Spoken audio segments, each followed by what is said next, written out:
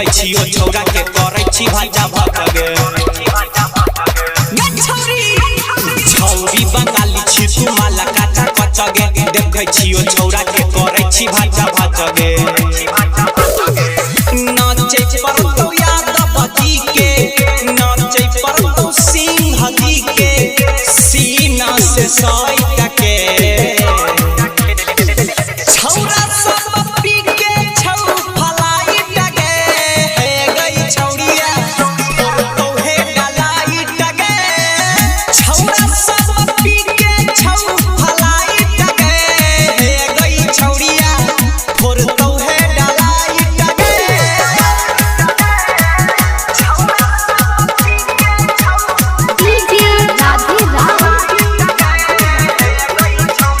प्राधिका recording studio Saharsa मडकरी पचम कौवारा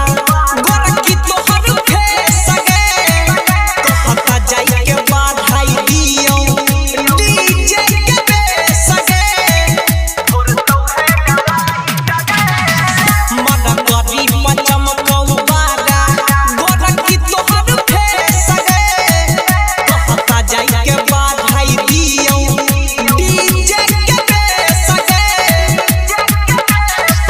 याई पूरा लौज करतौ याई पूरा लौज करतौ पुरजा चाई टगे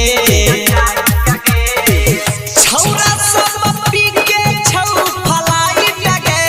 हे गई छौरिया फोर तो हे डलाई टगे छौरा सब पी के छौ फलाई टगे हे गई छौरिया फोर तो हे डलाई टगे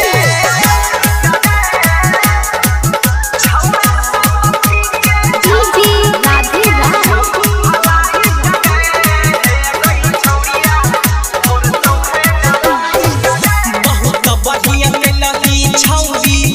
खबरिया के साटा मंगई छौरी साबा चुमा बिछा के दुपट्टा बहुत बढ़िया में लगी छौरी सफर सके साटा मंगई छौरी साबा चुमा बिछा के दुपट्टा सबन सुजी